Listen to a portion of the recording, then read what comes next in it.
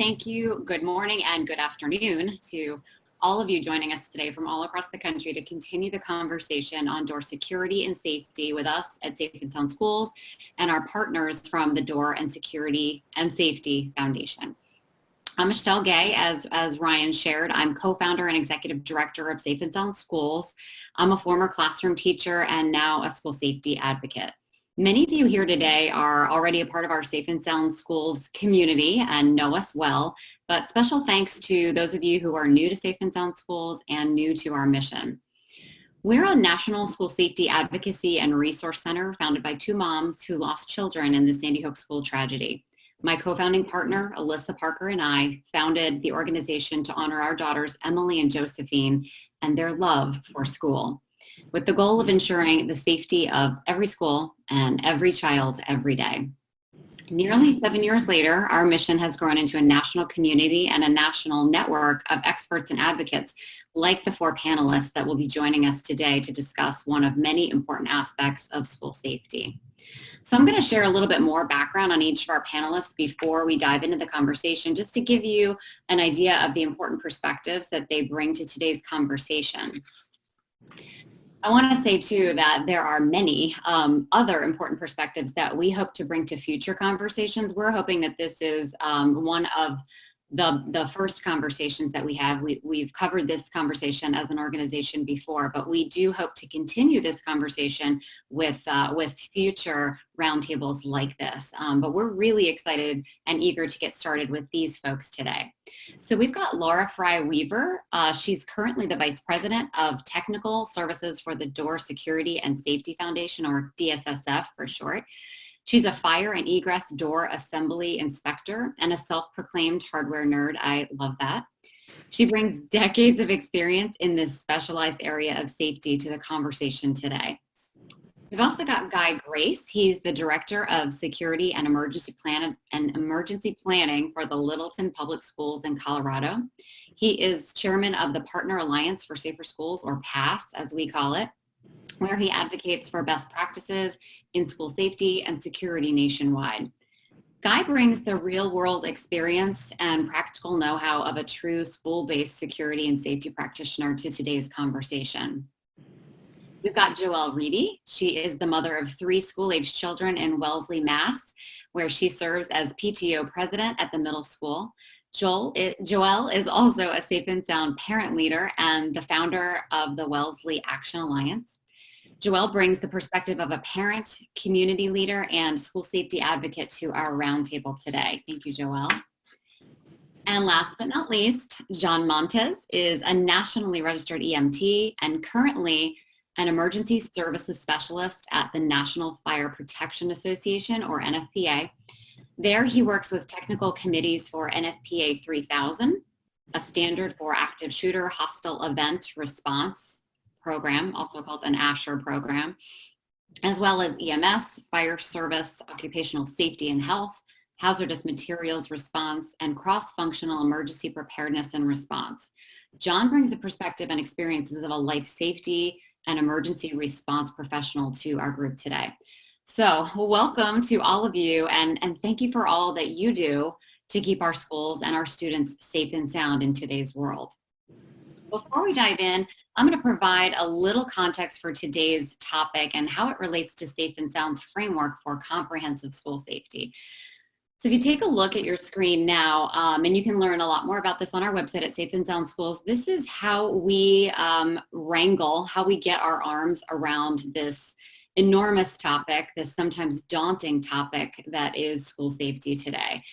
There are ever more issues, ever more complexities that seem to be introduced into this developing field that is school safety. And this is our effort to help our stakeholders, parents, teachers, safety professionals, mental health professionals, school leaders, and on, really get their arms around all of the components of a robust and truly comprehensive approach to school safety.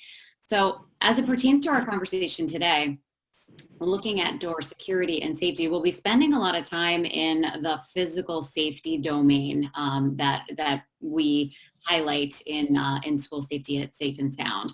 But you will see through the conversation how this issue and the many issues that surround it really reach into other critical areas of school safety, like mental and behavioral health, like health and wellness. You know, are our kids coming to school ready to learn? Are they physically well? Are they managing their stress? The physical safety space is where we'll talk a lot about how we set ourselves up in the physical environment for safety every day and in crisis situations as well. You'll hear how it relates to culture, climate, and community today, what kind of impact the environment and the types of measures and protocols and practices that we're putting in place have a really deep impact on the culture, climate, and community of our schools. And that's something really important to me as a teacher and a parent that we pay special attention to in all that we do. Of course, there's also school law, policy, and finance. Those are the leaders that help us make sure that we have the budgets and the plans and are tending to this whole process of continual school safety improvement. And the cornerstone that we view of school safety is really the operations and emergency management domain that you see in the bottom right-hand corner. So just a little bit of an opportunity to orient you to this comprehensive approach and where in this approach today's discussion on door security and safety falls pretty squarely in physical safety. But as you will see, I believe through our conversation with our panelists, it really does have an impact, as it should, and relate to all of these other areas of a comprehensive approach to school safety. Another question you might be asking yourself as we get going in this conversation is why this issue is of particular importance today, and particularly even to us at Safe and Sound. We are, founded by Sandy Hook parents, and my co-founding partner Alyssa Parker and I lost our daughters tragically in a school violence incident where door safety and security was one of many elements that was challenging, that was a factor in the tragedy. So I think, like a lot of parents, a lot of other school communities as well, learning what we did at Sandy Hook and how critically important it is to make sure that our teachers and our students are set up, are empowered, and are equipped to secure their locations should they need to in the event of a crisis. People are looking at doors. They're looking to door security and safety. They have a lot of questions. They have a lot of ideas. They have a lot of conversations internally going on and at large in their community. So we're looking at doors, and we're looking at doors differently today. Once used to define individual learning spaces and help control noise and distraction for students, doors have become an important feature that help us protect students and staff in the event of any type of school-based crisis. And now today, nearly 95% of schools are practicing some form of lockdown drill, according to the National Center for Educational Statistics. Particularly in the event of violence, doors have quickly taken a prominent place in safety planning and discussions nationwide. So with all this conversation comes a lot of new ideas, approaches, and a variety of new and newly proposed solutions for our schools to consider. And a lot of pressure to make the best decisions, the right decisions, and the smartest decisions with tight budgets. All of those for the safety of our students and teachers ultimately. So we've got a lot to talk about together. I think we may leave this conversation with more questions than answers, and that's okay, because it's a conversation and it's one that we hope to continue throughout this year and into the coming years with a variety of other experts and advocates and panelists that will join us. So let's get started today. Laura, I'd like to begin with you and your particular expertise in door security and safety. Help us frame the issues surrounding door security and safety. I mean, it seems like such a simple thing we're trying to accomplish here. The ability to just secure a location that is safe from a danger that's perhaps in the hallway or perhaps outside in some other area of the school or campus. I think it's safe to say that everybody joining us here today on the panel and across the country tuning in shares the goal of keeping students and teachers safe in school, especially through a crisis. But there are so many considerations that go into this seemingly simple objective here. So what's the best case scenario? You know, what should every classroom door be able to do in order to keep our kids and teachers safe in a variety of different types of school-based crises? Let's start there. Yeah, thanks, Michelle. Ideally, every classroom door should be capable of being locked from inside the classroom so that there's no need to go to open the door or go into the hallway in order to secure the room. Locking the door from inside should be easy to do using a function that everybody understands, like using a key, a turn piece, a push button, or even access control like a key fob. Long-standing building, fire, and life safety codes all mandate the ability to exit a room shouldn't require a key, special knowledge, or special effort. So the lock or exit device should be readily operable and able to be used by anyone trying to exit, regardless of their abilities. Classroom doors should always allow free and immediate egress to any occupants in the room, even in an emergency situation like an active shooter event.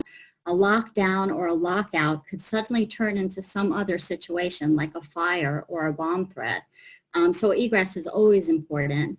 Also, authorized personnel or first responders should always have the ability to access the room from the outside so that help can arrive when it's needed. And then lastly, if a door contains glass, the glass should be protected so that it doesn't undermine the entire locking system installed. Thank you for that clarity. There are so many things in what you said. So I just want to back up and kind of touch on them a little bit. As the mom of a special needs child, you know, all of those considerations about being able to egress in the event of a dynamic crisis situation are so critically important. And I think that's something that I hear a lot of people struggling with, you know, really struggling with, well, you know, that's kind of a remote possibility. But I think, you know, keeping in mind that truly everyone should be able to do it without even thinking and using that as our litmus is critically important. You know, as a classroom teacher, I almost always had a kid in crutches or temporarily in a wheelchair. So there are a variety of sort of special needs that are even temporary that weigh into these you know, thought processes as well. I want to ask you too about the different kinds of doors, right? Again, as a teacher, there are a lot of different doors in our schools. There are doors that lead us outside, should we need to get outside. There are our classroom doors, our office doors. There are gymnasium and cafeteria doors. There are science lab doors. And what I learned stepping into this space, you know, as a mom and a former teacher, that different types of doors, you know, there are different kinds of considerations there as well. So can you give us a little bit of additional information on some of the special considerations for the different doors that are in our schools and how it pertains to our conversation today? Yeah, so I guess if we look at occupancy factors or how many students or people are in a room, when we start looking at rooms with 50 or more people, we start using things, exit devices, panic hardware, those push bars that are easily depressed and help us to exit quicker. We find when there's more people occupying a room and you have an emergency situation, even the simple operation of the lock set becomes more difficult, and that's why we're required by code then to use these simple mechanisms that help us to egress faster. So that people aren't found blocked up against a door. In those cases, we want to make sure that those doors are always free and immediate use and not blocked, don't have things in front of the doors, which often happens in schools when you're trying to hold doors open or setting things in front of doors. So we want to make sure that our egress path is always free so that people are always able to get eventually to the public way and out to a path to egress the building completely. So you're leading us kind of perfectly into some conversation, some question items for John. So John, As an EMT and in your work at the national level with NFPA, you bring a really important lens to this conversation. Lots of schools are looking for the best way to keep everyone safe and exploring the new and myriad options that exist. But tragedies like ours at Sandy Hook have really led to a focus on equipping students and staff to keep that threat of violence out.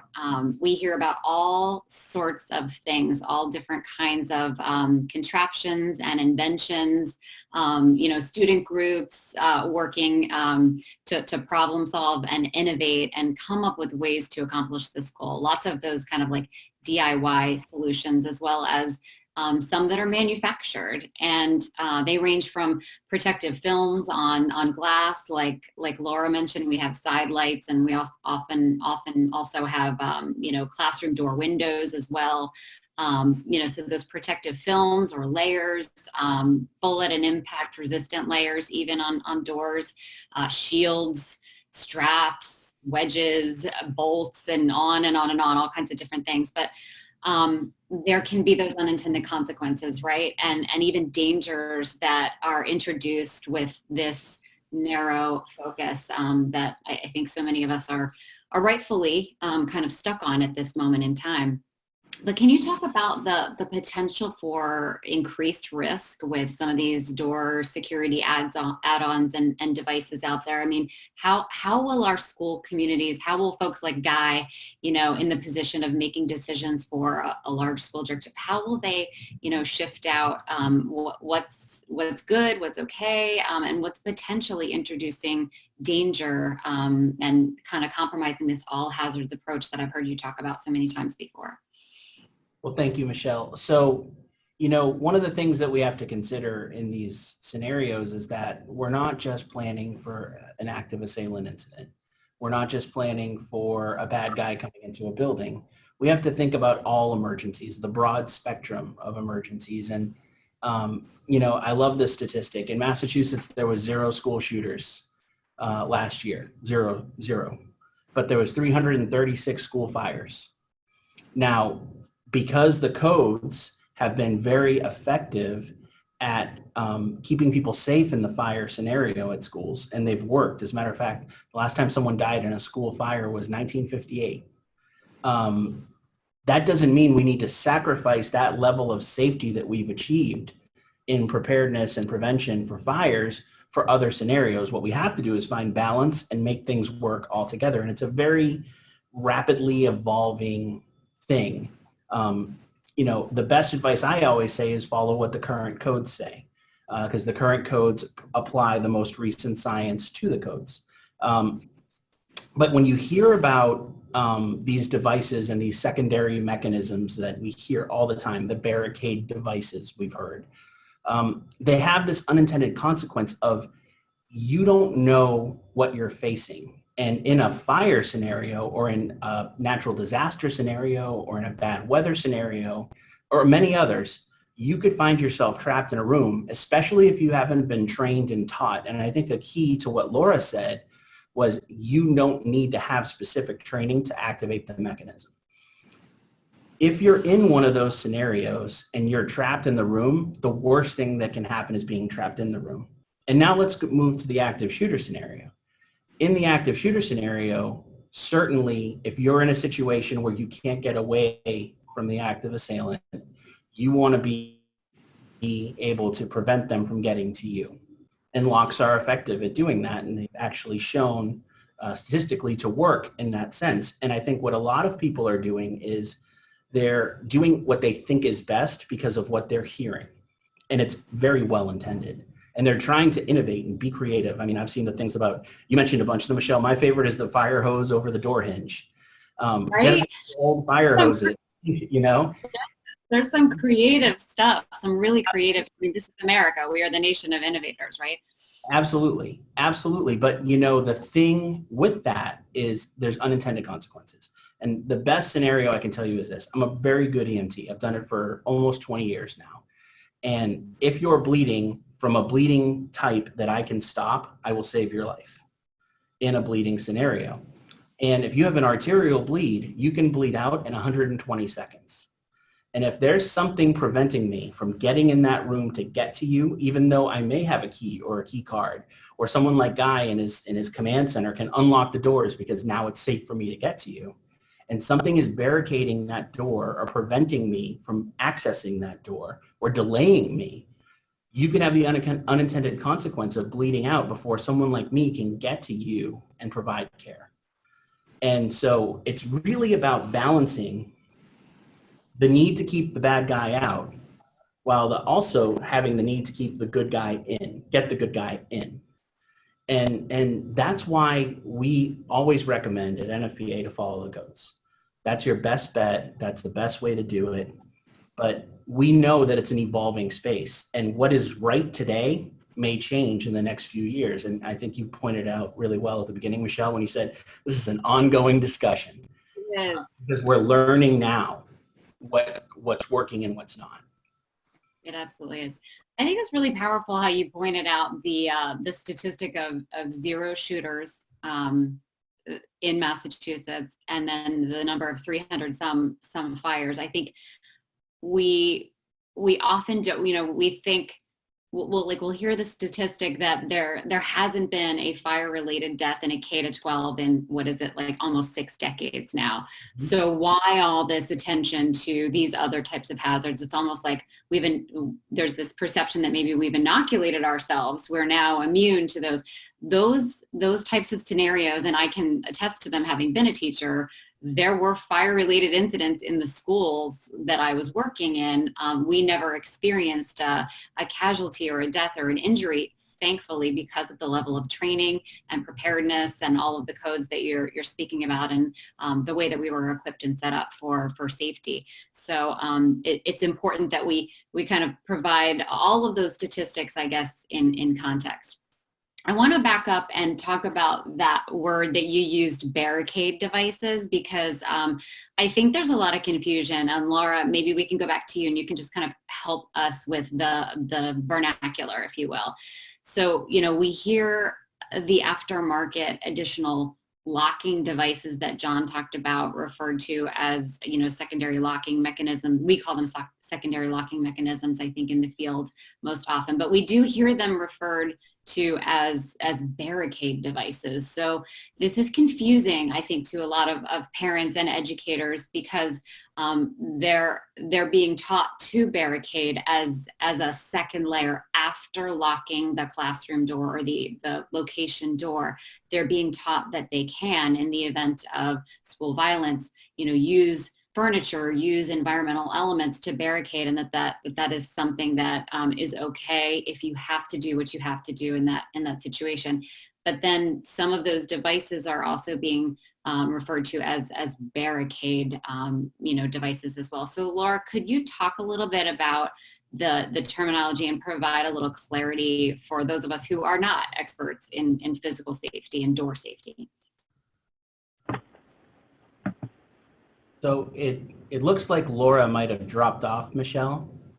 Back to you, Ben. John, back to you. I'll take a stab at it. Okay. Take a stab at it. And when she jumps back on, hopefully she can add to it. But I would say that there's a difference between a barricade device and the act of barricading. And when you think of the act of barricading, that's doing and moving something, that's creating distance and shielding between you and a threat. And there's nothing in any code or any procedure that disagrees with that. The idea of installing a device or a mechanism to the hardware of the door in advance of the incident, that's the barricade device that we are concerned about. Okay. Because that's a different thing. But the act of moving things, creating time, distance, and shielding, always good. And when you think about it, if you're well enough to move something in front of the door and it prevents you from, or creates shielding and distance from the threat, you're also probably well enough to move it away from the door. But the idea of a device that you are trained to use, and if God forbid you're incapacitated, or God forbid someone else in that room isn't trained to use it and they're trying to use it, that's a different story. And you may not be able to lock the door, or you may trap yourself in the space.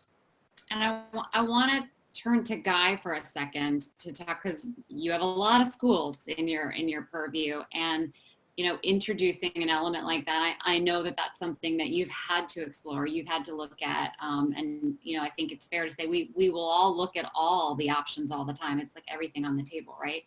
But what are some of the other school safety hazards or concerns or threats that that you want to make sure are considered, and that keep you from perhaps installing one of those secondary, other than code, right? There are a lot of other issues or concerns or school-based crises that you have to consider in your all hazards approach. So some of those we may be unfortunately creating an opportunity for by introducing some of these secondary locking mechanisms. Can you talk for a little bit about what some of those issues are in this more holistic approach? Sure. When you look at school safety, the foundation of school safety, when you look at physical security and when you're putting in security systems, is access control and your door locks. And it's absolutely critical because door locks give a sense of confidence to our students and our staff for the teachers to teach and for the students to learn. So when they look at these doors, they're looking at it as their first line of defense, that teacher, to multiple hazards. For example, on a school day, thank God we're not having a lot of active shooter incidents around where we are, but we use our doors quite a bit for, if we have a kid that causes a disruption in the classroom, we use that door to keep that kid from coming out into the hallway and hurting others, but we also use it to basically keep a shield for us as we try to get the kid to calm down and not hurt and impact others. That's one of the pieces that go in there. But when I look at school safety, that we like in our schools, as I said, this is the foundation. If I was starting a school security department somewhere else, the first thing I'd be doing is looking at my doors, and I'd be putting locks on my doors and enabling those doors to be enabled by a lever or a push button. And the critical thing is, I'm not against the key from the inside, but I really believe that we should empower the students, and the students, even from the K all the way up to the K-12, to be able to lock their door, to be able to push that button and lock that door in an emergency. Because when an emergency arises, the teacher could be incapacitated, or we look at when we get into the secondary education schools, the teacher could be down the hall when these emergencies arise. So we need to be able to have these kids to be able to lock those doors and be able to make that own decision and be empowered to do so. So why that's important to me, you look at your foundation, Michelle, you have a training or material called the Developmental Levels of Safety Awareness. And that was, for us, absolutely critical for us when we were developing our plan with our locks, because what we wanted to do is we looked at the developmental levels of safety awareness and implementing our lock program to be utilized by the kids and be able to incorporate the training for the kids on how to interact with the locks. So it's just so critical, because you'll even see in that if we've had an active shooter incident here, and what you have is students or teachers will actually, the first thing they want, what they happen to us, we want locks on our doors. The time we had you'd pull out a magnet and the strike would engage into the frame. But our teachers union wanted those locks, and can't blame them. So all I can say from you and seeing it firsthand, and everybody that's in this audience, that's critical, that your locks are your foundation of your physical security program. Yeah, I couldn't agree more. I mean, we can't, when schools reopened following our crisis, it was incredibly important to parents and students, but I think even more important to our teachers, that they were able to block the lock. So absolutely. I want to pivot to you, Joelle, because I think, as a mom like me, you send your babies to school every day, and you're one now who's immersed herself in school safety. And what can you talk about what you are feeling and hearing from other parents that you're working with as they look for these very tangible physical signs that their kids are going to be safe in school?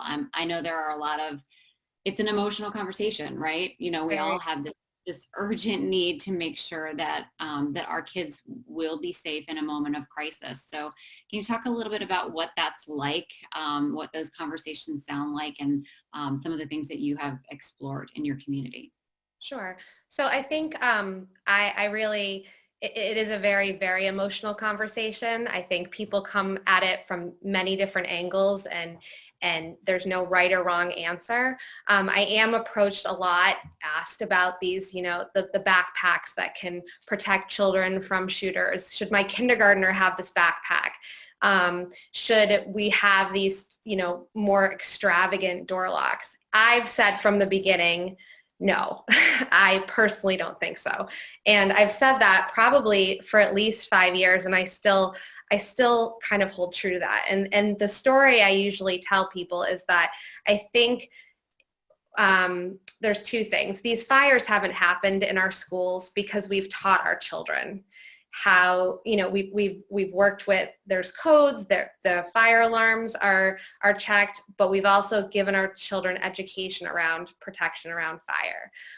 And so that is huge. So I think by doing that, we're not actually giving them a fire extinguisher to walk around with in their backpack, right? No, we're giving them the tools and the ability to make good decisions and to be in their classroom and know if something happens, I know what to do because I've learned it from our fire department in our town, and I'm not scared and I know what to do. So the education piece of it, I think, is huge. And I really have said that to people. I don't think that giving people extra tools or extra things are really going to prevent tragedy. I think working together in our community, kind of understanding each other, being there for each other, working on this prevention education piece is much more important. And so that's really what we've been talking about in our community. It's not having metal detectors in our schools. It's not having, extra devices. It's really working in the community and trying to help support each other and, working on that piece of it. So that's really where we're coming from. So what I hear is culture and climate, right? I hear that, and I have to say I'm impressed because when I first stepped into this space, physical safety and security, devices, hardware, like I really wanted to touch it, see it, feel it, and I wanted like as much of it as possible. That was kind of my emotional knee-jerk reaction. And it took me a little bit of time to be able to explore the balance and really understand how powerful the training, education, human resource, piece of it is. And then once that my brain came back online, following the tragedy and the crisis, that I have to agree with you, that training piece, the giving people options and pathways to safety, ever so important. And it's probably another webinar that we need to do actually, Joelle, but talking about how we do that appropriately, the kinds of ways that we do it. And I know in your community, you're not using any simulation type stuff. You're not practicing your fire drills with fake smoke, or you're not requiring the children to battle the fire. You're just giving them the behaviors to get to safety. And I think that's what we'll talk about in that next webinar, is just teaching the behaviors. We don't need to use those the types of simulation based training that John uses, perhaps in his training and should, as well as a lot of other emergency responders. But that culture and climate piece is essential to this. And I think it points back to what John was saying about balance, right? We have to make sure that all things are in balance here. So, Guy, on that note, Joelle's pointing to culture and climate as an important part of this discussion, and also the need that parents and community members have to feel safe in a world that feels ever more unsafe, it seems. So it's kind of a side of safety. As a school safety and security director in Colorado, where too many have suffered tragedies related to school violence, you know this need particularly well. Can you talk about what it's like to fight that emotional decision-making process that I, fell into right away, and making knee-jerk reactions, while, still managing to meet everybody's psychological needs, the need to feel safe in school. Well, first of all, I think you've been, empowering for me after we've had our incident. My friends like Michael Garcia, the past group, Brian Prier, Jake Parker, all those guys from past, they've been very helpful in the processes and for us to put some good processes and procedures in place to basically do it in a holistic way in school safety, and not just do the knee-jerk reaction of, we're going to put locks on cameras in every hallway, put, mass notification. It's basically, you have to look at that through a risk assessment, what the needs of your school district are going to be.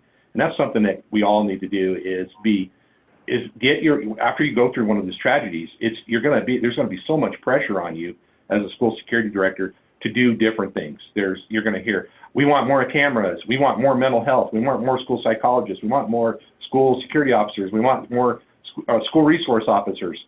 But what you need to do is you need to look at it, and that risk assessment is so important when you do it, and that's to determine, do we need more school psychologists, or do we need more physical security? And that you can't do that without that risk assessment. And that's the thing. The risk assessment is probably the most critical piece of the getting to a new normal, so to say, after one of those large-scale emergencies.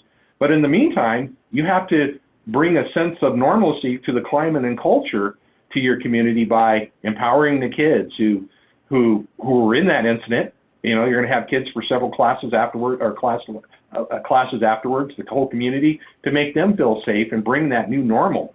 So you have to be, so you're going through just a myriad of different beliefs on what is right and what is being done, what needs to be done in the schools. So you have to balance that, but you can't tune out people with, that have their concerns. You have to really look at this and employ all of these things in a holistic way. But again, we look at schools, and we need to realize schools, they house like up to probably 60% of the city's population when the school day is going on in many communities. So you think about that, we're like small cities or a city extension of ourselves.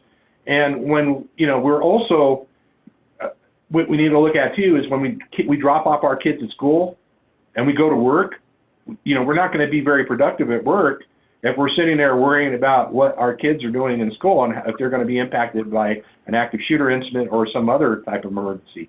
So is there anything that's perfect out there? No. But what we're doing is we're putting good processes, procedures, and technologies to basically protect the students as much as possible and protect the most precious asset we have. But I look at this as an emergency planner and things. We look at like when we train kids on active shooter drills or tornado drills or weather emergencies and all those things, we're not just preparing them for emergencies in the schools, for example. We're preparing them for emergencies that might happen in other places out in the community. And that's a critical function. So if anything I've learned from these incidents is that's where you as a teacher, Michelle, you know what I'm saying. You would teach the kids every day the reading, writing, and arithmetic. So now the new area for us in school safety as a school security director in our programs is to be an educator to the children in emergency preparedness and getting them to understand an all hazards approach to school safety, but also when they're away from the school. Because you know what? Let's just face it, schools are very safe places. You're probably more safe in your school. Your kid's probably more safe in the schools in America than anywhere else they are when they go away from that school. And that's the thing. But still, we're going to still have violence, but they're going to be more exposed to violence away from that school. So we need to give them strategies to keep themselves safe, and that's huge this day and age. So as a teacher, we talk about those as life skills, right? So it's everything that we do in the schoolhouse is really education for life outside of the schoolhouse, whether it's reading or writing or math or, being safe, being safe out in the world, in your home. Every year my second grade class would, as an assignment in our fire safety unit, they would go home and they would make their map, with their families. So, taking that out into life and applying that so that they can be safe beyond the walls of the schoolhouse. I heard a couple things that are really important in what you were saying. I heard a multidisciplinary approach. You mentioned making sure that school psychologists are a part of this, social workers, school counselors, leaders. And I think that's something I want to highlight and just kind of mark for us to come back to. But that multidisciplinary approach, that collaborative approach, just ever so important. But I saw, John, that you had something you wanted to touch on really quickly there. So I'm going to pass to you real quick. Yeah, so one of the things Guy said was risk assessment. And, even when you're just considering if we're focusing on doors and the hardware and the physical space, even when you're thinking about what to put in that space, doing a risk assessment is your best way to figure out what you need. And you can't, as a school, and this is critical, you can't do a risk assessment by yourself. If you do a risk assessment without your partners, that means your school community, your response partners, your law enforcement, your fire, your EMS, your emergency management.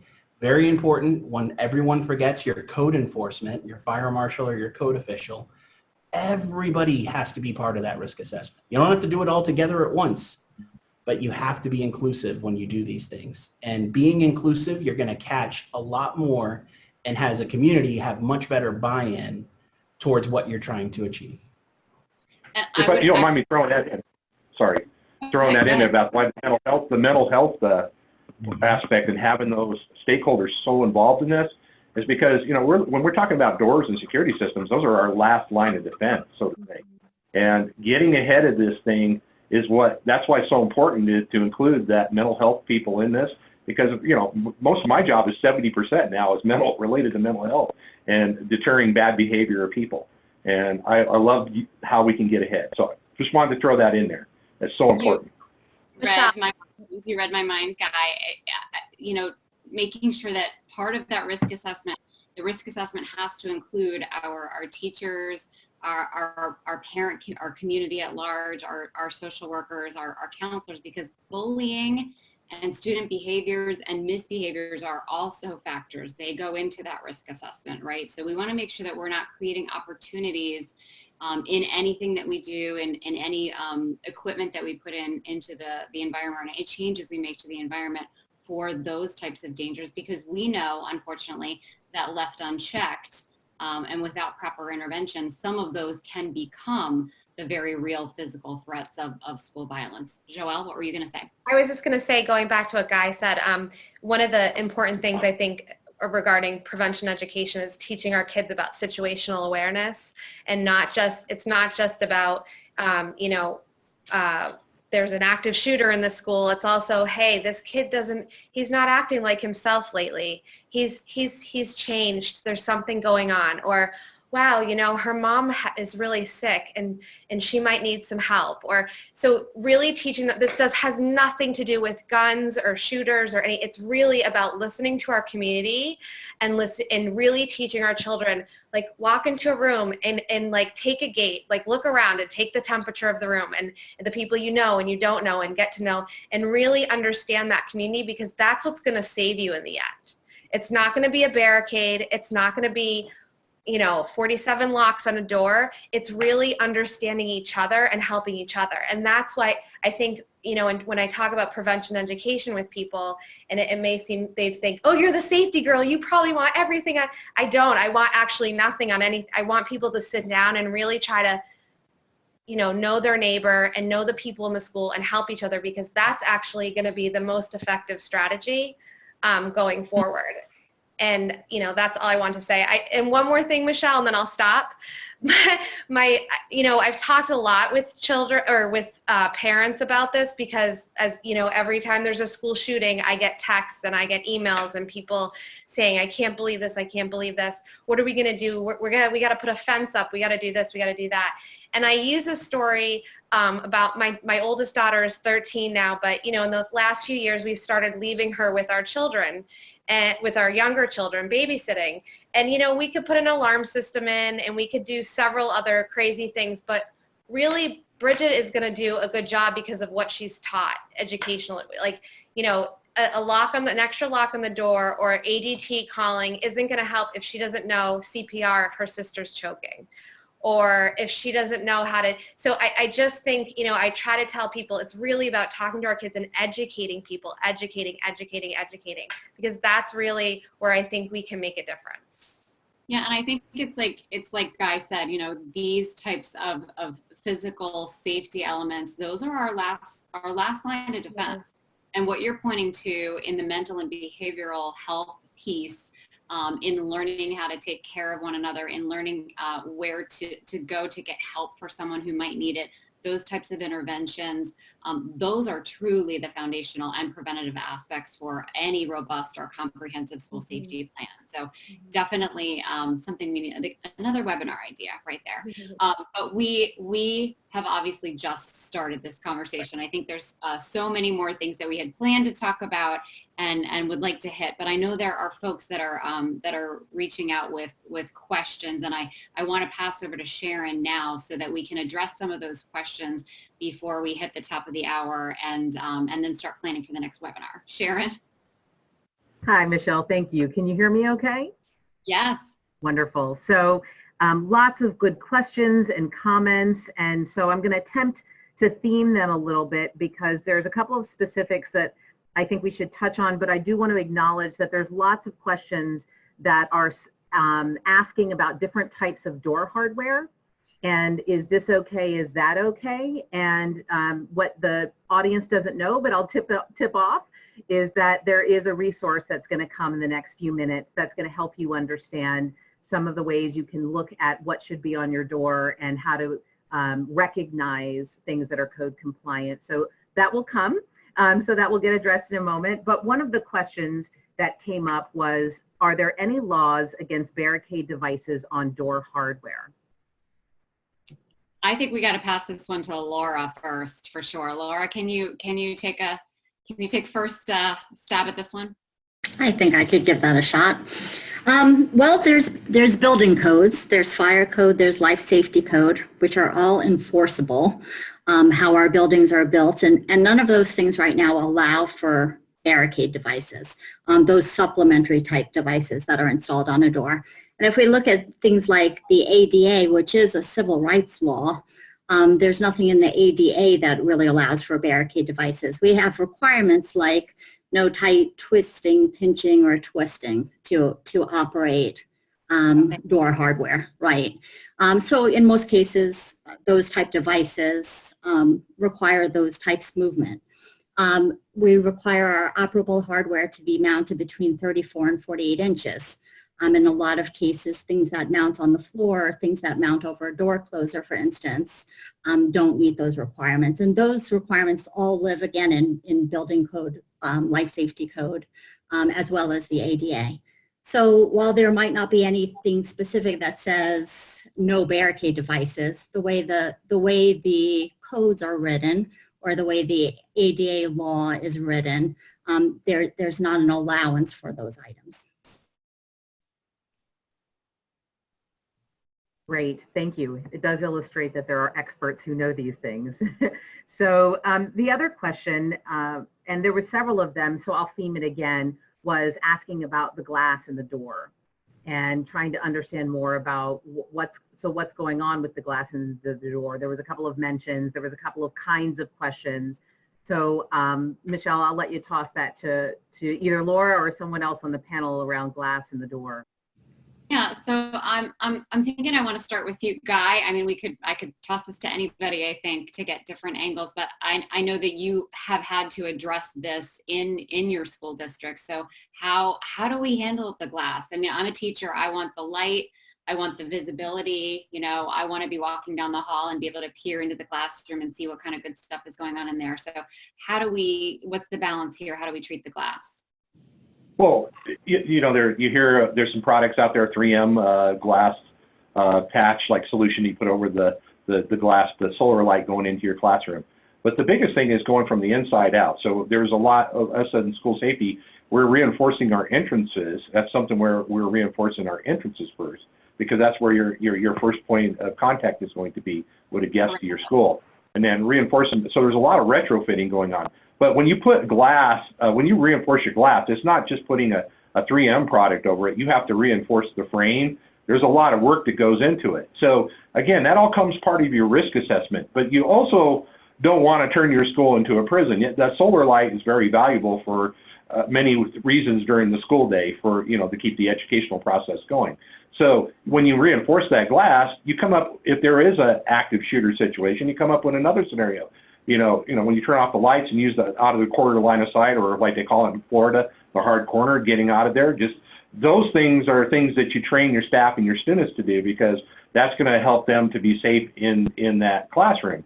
But again, you have to look at, it's not just glass. The door, you can shoot through the door. You can shoot through the masonry on the walls and things like that. So that empowerment piece is so huge to the kids, and the staff is teaching them how to get away from those situations in the first place. Because that door really is how do I say that? It's a deterrent factor. If somebody had the time and 10 minutes or 5 minutes to bust open a door, or you didn't reinforce your door and you busted open the glass and reached in and pushed your door handle and opened, you could get in there. So it's so important. It's really what it is you're buying time with these functions and things. And again, if you're putting into a barricade and you're sitting there spending all that time putting a barricade on your door, that could put you in a lot of danger as well. Or even if you're doing barricading, making a lot of noise behind that door when that lock is keeping you safe, it's something that really you need to empower people to think about. Is that the right decision? And making them to make those right decisions. Absolutely. Sharon, do we have time for one last question, and then we'll move to our resources and wrap up? Sure. I think we're getting, what's great is that there's lots of chat going on, which is awesome. Lots of great statements, lots of great perspectives, people taking notes. And I think one of the things that might be helpful is to give us a chance to just clarify how what we're saying here as an overall conversation is that there's lots of solutions, and that there's important aspects to the door where there's experts, there's codes, there's things that are proven and work, that there's all hazards approach, that there's work with the community and culture. And so I'll kick it to you, Michelle, in terms of just being able to summarize for those who are having great comments around, as they're starting to learn some more things from our experts here today, how to bring it all together. So you teed me up perfectly. I think with so much great chatter going on and us really only having scratched the surface of this conversation, I think what I would love our guests, are all of those who tuned in today across the country, to have a handle on is, when you take this conversation back to your school community, your safety team, your stakeholders, I want to ask of our panelists, particularly, and I'll start with Guy. Where do we go, right? If I want to now, I participated in this webinar, I have all kinds of questions and ideas now, and we are going to share some resources that folks can take back to their communities. But who should be at the table? Who should we be looking to specifically to address door security and safety in our communities, in addition to that multidisciplinary team that we highlighted in this webinar? Well, I really do feel it's important, like I said, the risk assessment, I won't beat that drum anymore, but then going in there and working with good manufacturers and obtaining good locks. And because there's lots of lock manufacturers out there, and there could be things that when you put a lock system in, it could break on you right away. You want to get something that's going to be rigid, to hold up to that kid that's hanging on that lock all day long, and all of the things that go with the school nuances. But you also need to bring in all the players into that. So, for example, in our school district, we have a safe school, safe buildings team. There's the school psychologists, the administrators, all those law enforcement, fire. We all go in there and you go in there and you design holistic security implementations for your school district. It's all about multiple team players, the operations folks, all those people. You need to have the entire district on board whenever you put a security or a mental health implementation into your program. But all of the players need to be in that, because its physical security has a strong component influence on mental health. And mental health has obviously a strong influence on physical safety. So I look at it, I call my little simple pie graph, physical security, mental health, and culture and climate. That's my little circle. But obviously, you can go to different places to get help. Safe and Sound Schools, Partner Alliance for Safer Schools. But then I also want to point out, DHS in the next couple days here is unleashing their safeschools.org. That's going to be incredible for us as a resource for school safety. And look at the Asher, the NFPA 3000. They have a lot of good advice on there. There's so much out there that can help you as help a school district and an official like myself. Google could be your good friend, but work with your fellow security directors, work with your fellow integrators, work with your fellow security experts. There's so many apps out there. We just need to unite and do the best we can for our schools. And Laura, just real quickly, if you could touch on who are the authorities, who are our local authorities, as well as everybody that Guy has talked about that we need to make sure that we are reaching out to. You want to be sure to be working with your building officials, your fire and emergency services whenever you're creating a security plan. Like John mentioned earlier, you want to know how the responders are going to respond. You want to make sure that they understand the security that you've put in place and know how to respond and be able to access your building, things like that. And you want to work with door security experts who can help you provide the right material. There's not a one solution for every facility.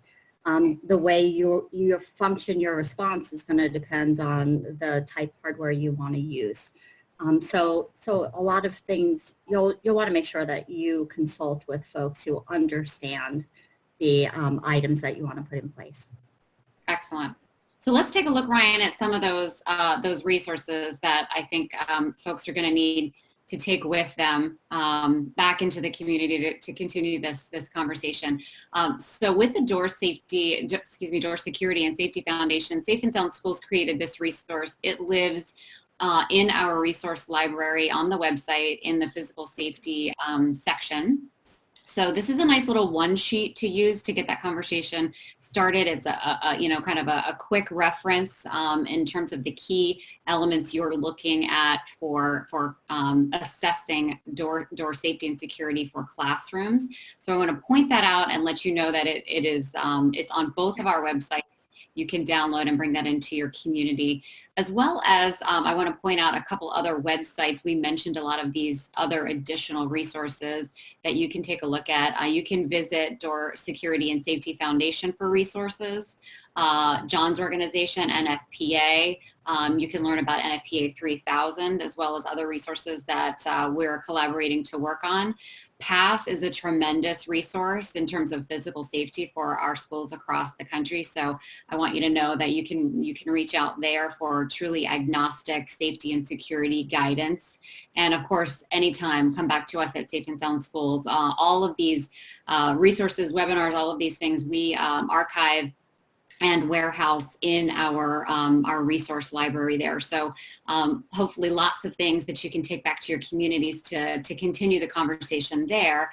And then stay tuned for the next time we come back together to revisit this again.